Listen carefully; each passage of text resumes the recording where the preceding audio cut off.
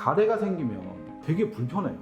그렇죠. 근데 이 가래는 왜 생기는 거예요? 기침에 관련된 이야기할 때 말씀을 드렸는데요. 우리 몸속에 있는 노폐물이 빠져나가는 한 통로로 가래가 만들어지는 것입니다. 또 우리 공기 중에도 우리가 알 수 없는 여러 가지 이물질들이 있거든요. 그런 이물질들이 우리 기관지를 통해서 들어갈 때 기관지에 아주 작은 섬모들이 있습니다. 이런 섬모들이 그런 것들을 걸러내거든요. 바깥으로 하나씩 하나씩 밀어내면서 만들어지는 것들이 바로 가래라고 얘기할 수 있습니다.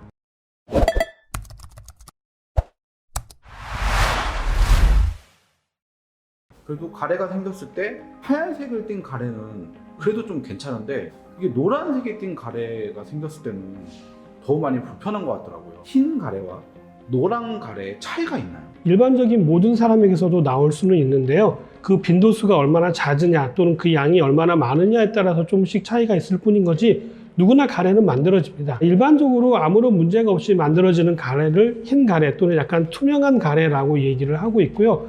그 중에서도 약간 노르스름한 가래들이 나올 때가 있는데요. 그럴 때는 두 가지를 생각해 보실 수가 있습니다. 첫 번째는 몸에 염증기가 있을 때는 노란 가래가 나올 확률이 굉장히 높고요. 코에 염증이 생겼을 때는 노란 가래가 많이 나올 수밖에 없습니다.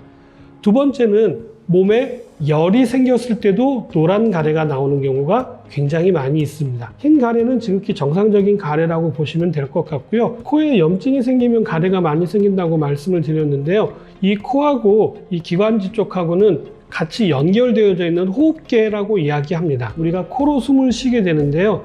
외부의 여러 가지 물질들이 다 같이 코를 통해서 우리 몸 안에 들어오게 되는데 1차적으로 코에 있는 코털을 통해서 걸러지게 됩니다. 두 번째로는 코 안에는 점막이 있고 끈적끈적한 성분들이 있어서 거기서 두 번째 걸러지게 되는 거죠. 걸러진 것들은 따로 모아서 어디로 들어가게 되냐면 우리의 비강이라고 하는 이 비어있는 곳이 있거든요.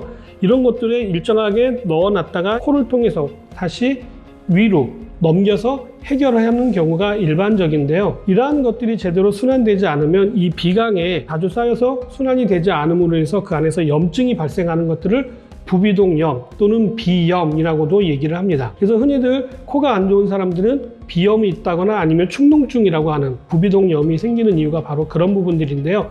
결국은 우리 몸속에서 발생되어지는 노폐물들이 제대로 바깥으로 배출되지 않게 되면 그것들이 코를 통해서 다시 목으로 넘어가게 되고 그것들은 끈적끈적한 성질을 가지고 있다 보니까 자꾸 식도로 잘 안 내려가고 기도랑 식도 사이에 걸려 있게 되는 거죠. 그래서 뱉게 되는 게 이제 노란 가래가 많이 나오는 경우입니다. 흡연하시는 분들이 가래가 많으신 것 같은데 이게 흡연과 가래가 연관이 있나요? 아주 많은 연관이 있습니다. 담배에는 니코틴과 같은 유해한 물질만 들어있는 걸로 알고 계시는데요. 그거 말고도 엄청나게 많은 미세먼지가 있다는 사실입니다. 손모에 조금씩 걸려서 그런 것들을 몰아내기 때문에 가래를 뱉게 되어지는데요. 담배 태우시는 분들은 가래만 많은 게 아니라 습관적으로 모두 많이 뱉어요.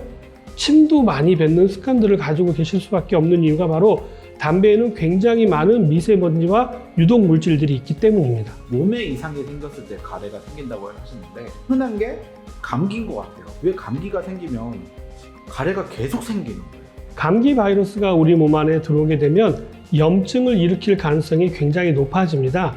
그래서 감기약을 처방할 때 항생제도 같이 처방한다. 예전에 한번 말씀드린 적이 있는데요. 그 이유가 바로 염증 때문입니다. 염증이 생기면 노란 가래가 생길 수 있다고 말씀드렸잖아요. 더군다나 거기에는 감기가 걸리면 플러스 되는 게 하나 또 있죠. 그게 바로 뭐냐면 열입니다. 감기가 걸리게 되면 여러 가지 대사도 원활하게 되지 않음으로 인해 가지고 노폐물이 더 많이 쌓일 수밖에 없기 때문에 그런 것들이 좀 더 진하게 농축돼서 나오는 경우가 많죠. 그러나 몸이 완전히 회복되고 나서는 가래가 생기는 것들이 옛날처럼 훨씬 잦아지지 않고 정상적인 것들로 되돌아가니까 크게 걱정하실 필요는 없습니다. 가래 때문에 기도가 막혀서 죽을 수도 있다고 하는데 이것도 맞는 건가요? 흔한 일은 아니지만 틀린 얘기도 아닙니다. 가래가 많이 생긴 상태에서 기도를 막아버리게 되면 호흡을 할 수가 없게 되어지는 경우도 생길 수가 있기 때문에 사망에 이르는 경우도 있을 수는 있습니다. 흔한 일은 아니지만 주의가 반드시 필요하고요. 자의적으로 기침을 통해서 가래를 뱉어낼 수 없는 경우가 있습니다. 의식이 없는 환자분들, 그런 분들 같은 경우에는 호흡은 되고 있거든요.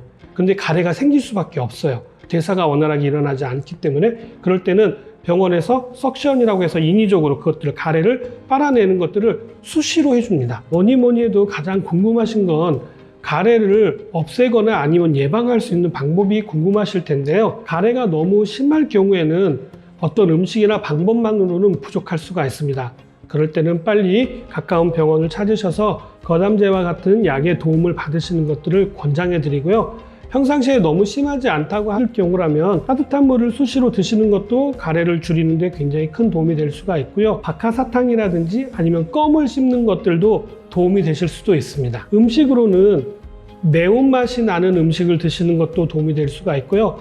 하얀색의 음식을 드시는 것도 도움이 될 수가 있는데요.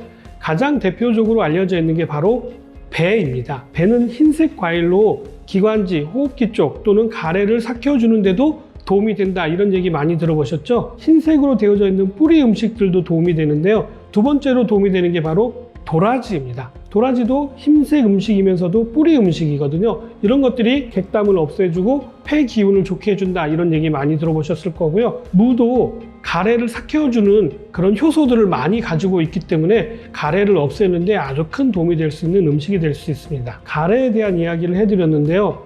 흔하진 않지만 누구나 쉽게 가래가 생길 수 있다는 사실들을 꼭 기억하시고 또 어떻게 조치를 취하는 게 도움이 될지 잘 생각하셔서 많은 분들에게 알려주시길 바라면서 저는 다음에 다시 찾아뵙도록 하겠습니다. 감사합니다.